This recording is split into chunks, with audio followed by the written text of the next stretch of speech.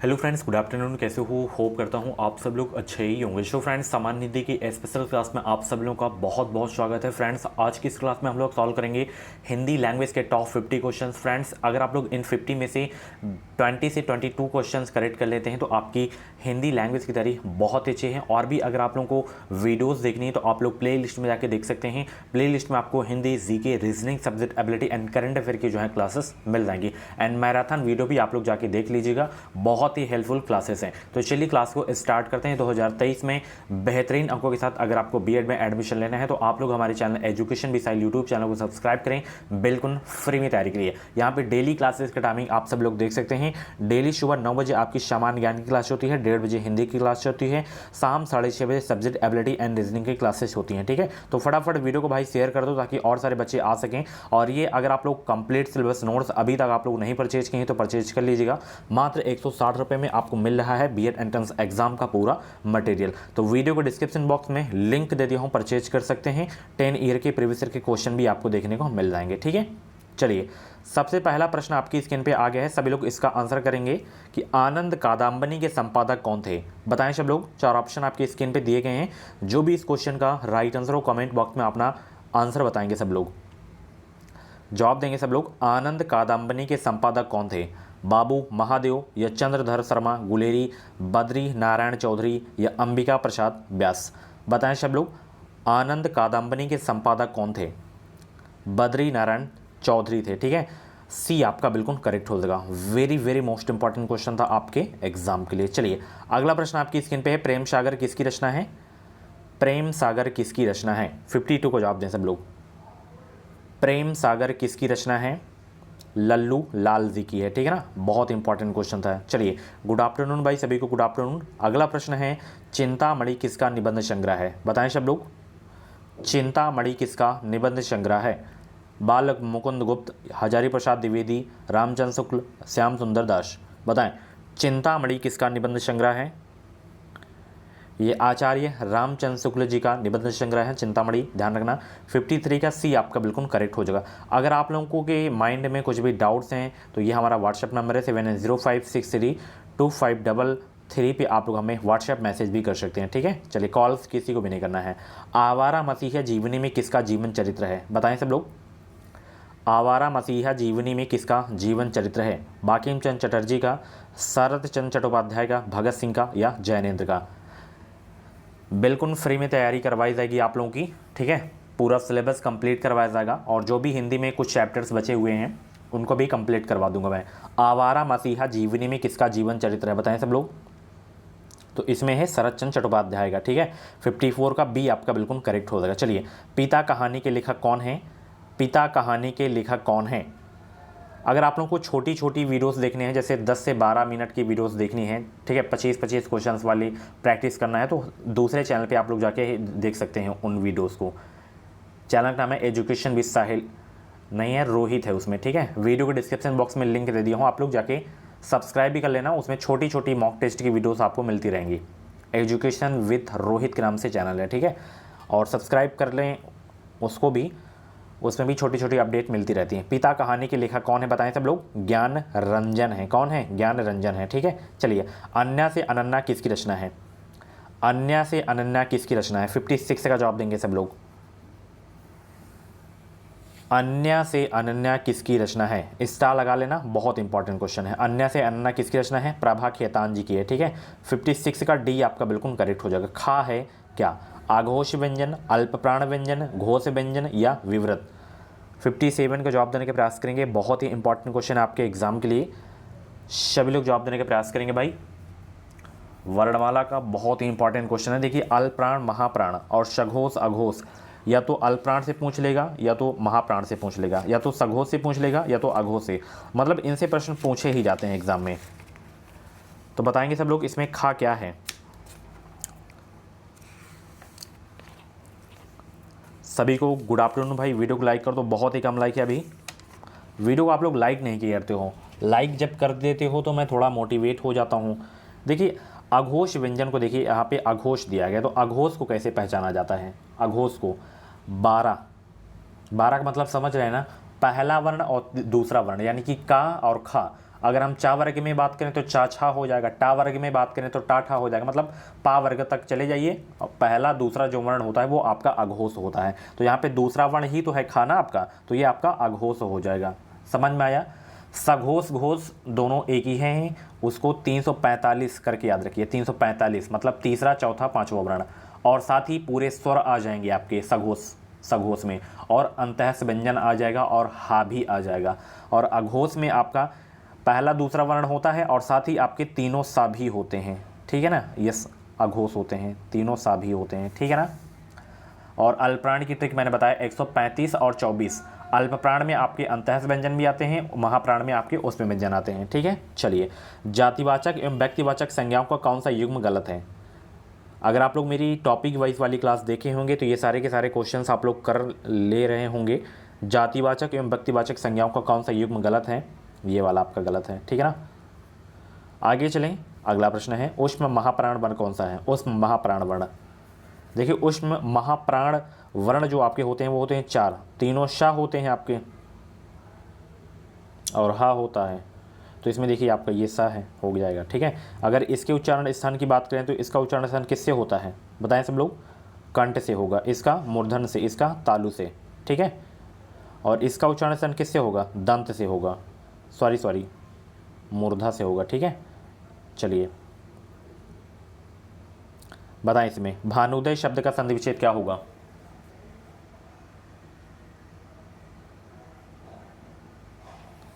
भानुदय शब्द का संधि विच्छेद क्या होगा?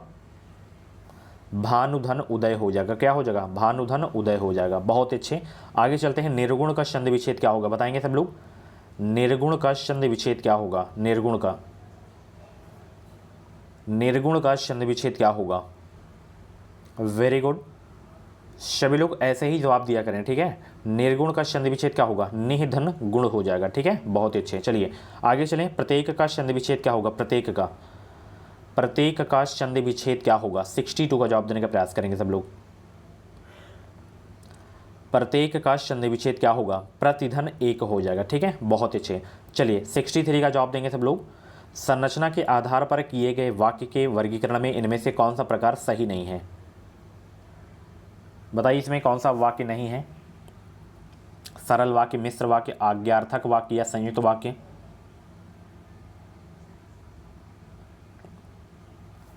आज्ञार्थक वाक्य आपका, ठीक है ना। चलिए बहुत अच्छे। दोराहा शब्द किसका उदाहरण है? किस समास का उदाहरण है दोराहा शब्द? बताइए सब लोग, दोराहा शब्द किसका उदाहरण है?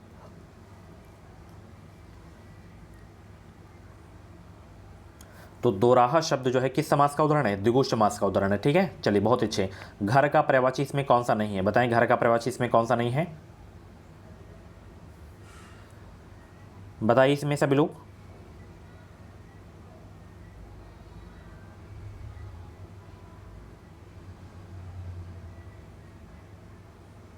बताएंगे सब लोग, घर का पर्यायवाची इसमें कौन सा नहीं है?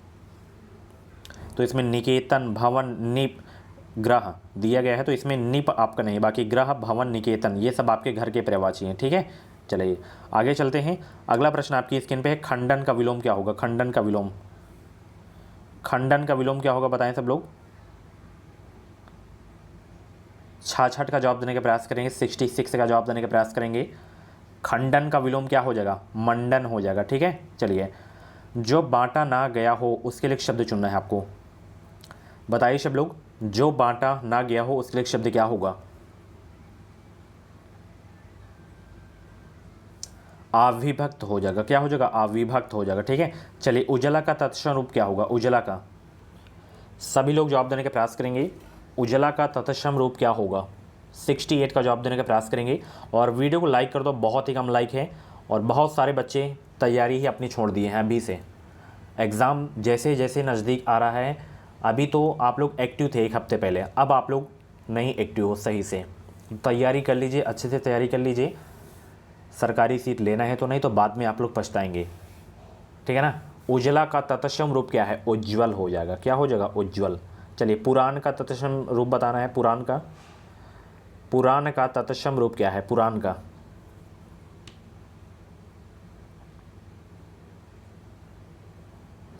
पुराण का तत्सम रूप क्या है? पुराण का, पुराण हो जाएगा, क्या हो जाएगा? पुराण। चलिए बहुत अच्छे। स्वयंवर शब्द में कौन सा उपसर्ग प्रयुक्त है? स्वयंवर शब्द में कौन सा उपसर्ग प्रयुक्त है? स्वयंवर शब्द में कौन सा उपसर्ग प्रयुक्त है? सभी लोग आंसर देंगे इसका। और बहुत सारे बच्चे कन्फ्यूज़ में कि एग्ज़ाम कब होगा, डेट बता दीजिए, क्योंकि मई में नहीं, जून में, मई में ही इसका एग्ज़ाम है बिहार वाले का 27 मई को, और 15 जून को यूपी का जो एग्ज़ाम है, यूपी बीएड वाला 15 जून को एग्ज़ाम है, ठीक है ना। तो स्वयंवर शब्द में कौन सा उपसर्ग है बताइए इसमें? स्वयं उपसर्ग, ठीक है। चलिए, किस शब्द में को उपसर्ग नहीं है? किस शब्द में?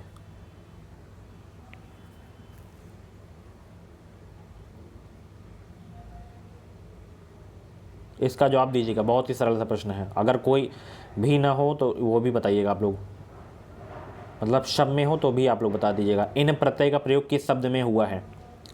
इन प्रत्यय का प्रयोग किस शब्द में हुआ है? पुजारिन में, चिन्ह में, कठिन में या मीन में? तो इन प्रत्यय का प्रयोग किस शब्द में हुआ है? पुजारिन में हुआ है, ठीक है। चलिए बहुत अच्छे। किस समूह के सभी शब्दों में प्रत्यय है? किस समूह के सभी शब्दों में प्रत्यय है?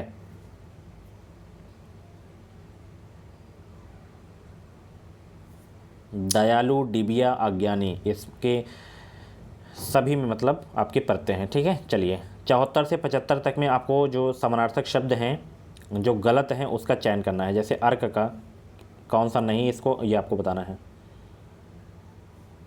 अर्क का जो है समानार्थक कौन सा नहीं है ये आपको बताना है।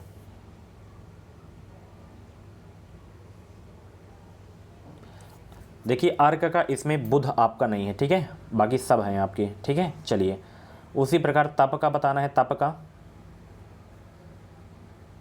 शिव है इसमें, ठीक है। उत्तर। घोड़े बेचकर सोना कहावत का अर्थ क्या है?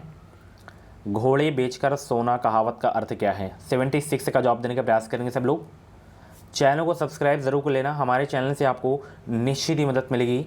और पीडीएफ वीडियो के डिस्क्रिप्शन बॉक्स में लिंक दे दिया हूँ, परचेज कर लीजिएगा। घोड़े बेचकर सोना कहावत का अर्थ क्या है? कि बेफिक्र सोना, ठीक है। चलिए आगे चलें।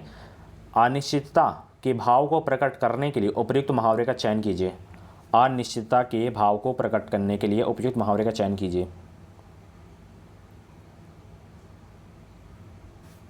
ना जाने ऊंट किस करवट बैठेगा, यही इसका सही उत्तर हो जाएगा, ठीक है। चलिए अगला प्रश्न आपकी स्क्रीन पे है। 78 से 79 तक में काले छपे शब्दों का शुद्ध रूप चुनना है। जैसे यहाँ पे वाल्मीकि लिखा हुआ है ना, ये वाल्मीकि लिखा हुआ है, तो इसका शुद्ध रूप कौन सा हो जाएगा?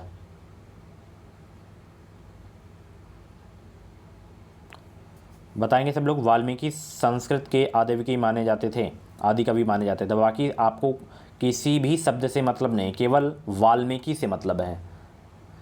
तो वाल्मीकि का शुद्ध रूप ये वाला है आपका, ठीक है ना। चलिए उसी प्रकार ये प्रमाणिक केवल देखना है, प्रमाणिक का शुद्ध रूप कौन सा है? प्रमाणिक का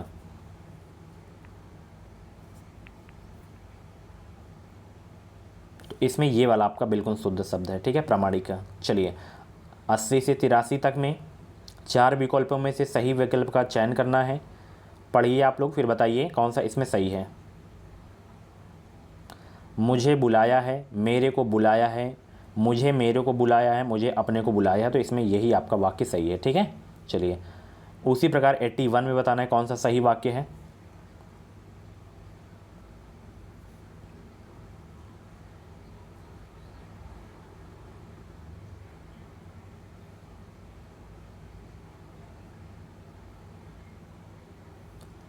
सत्य का विजय होता है, सत्य का विजयी होता है, सत्य का जीत होता है, सत्य की विजय होती है। डी वाला, सत्य की विजय होती है, ठीक है। चलिए पति पत्नी के झगड़े का हेतु क्या हो सकता है, इसमें बताइए। चारों में से पढ़िए, फिर आप लोग बताइए कौन सा वाक्य सही है।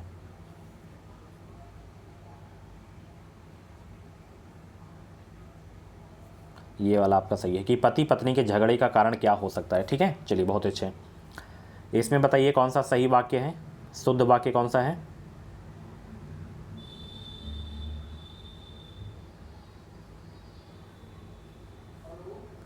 भारत सबसे बड़ा लोकतांत्रिक देश है, भारत सबसे बड़ा लोकतांत्रिक देश है, भारत सबसे बड़ा लोकतांत्रिक देश है, भारत सबसे बड़ा लोकतांत्रिक देश है भारत, ये वाला सही है तो सेम सेम, बट लोकतांत्रिक वो अशुद्ध था उसमें, ठीक है। चलिए, विभत्स रस का स्थायी भाव है क्या?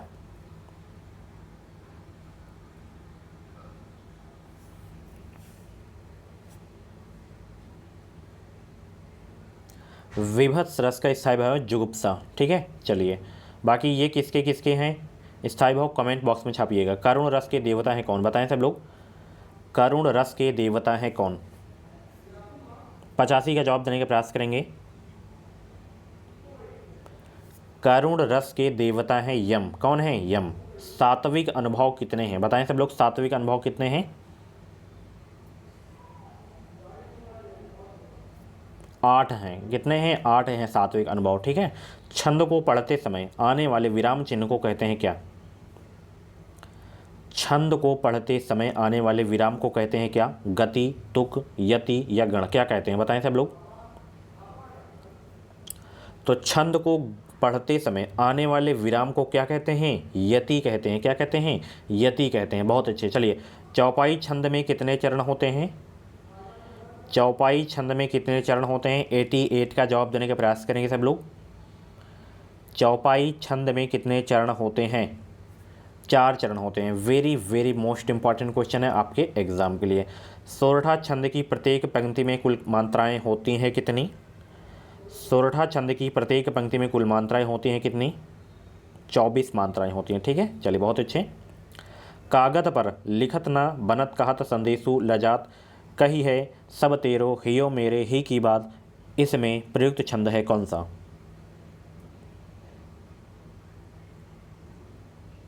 दोहा छंद है आपका, ठीक है। चलिए, वेरी गुड। पीपर पात सरिस मंडोला पंक्ति में कौन सा अलंकार है? पीपर पात सरिस मंडोला पंक्ति में कौन सा अलंकार है? उपमा अलंकार है आपका, ठीक है। Very good. चलिए, 92 से 96 तक में गद्यांश को पढ़कर प्रश्नों में सबसे उचित विकल्प को चुनना है आपको। जब भी गद्यांश आ जाए एग्जाम में तो सबसे पहले प्रश्न को पढ़ लेना है। स्योमका और फेटुका हैं विद्यार्थियों के नाम, कर्मचारियों के नाम, शहरों के नाम या शिक्षकों के नाम? आप लोग पढ़ सकते हैं यहाँ पे।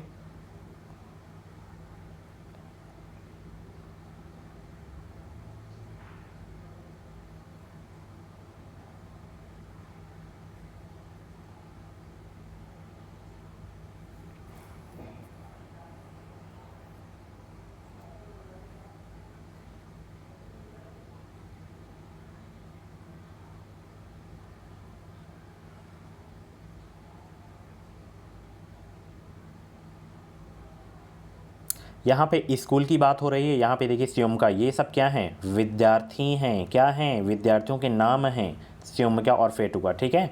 चलिए, आगे चलते हैं। लेखक के अनुसार वह पढ़ाई में निरर्थक क्या था? इसकी मैं PDF सेंड कर दूंगा, अच्छे से प्रैक्टिस कर लीजिएगा आप लोग।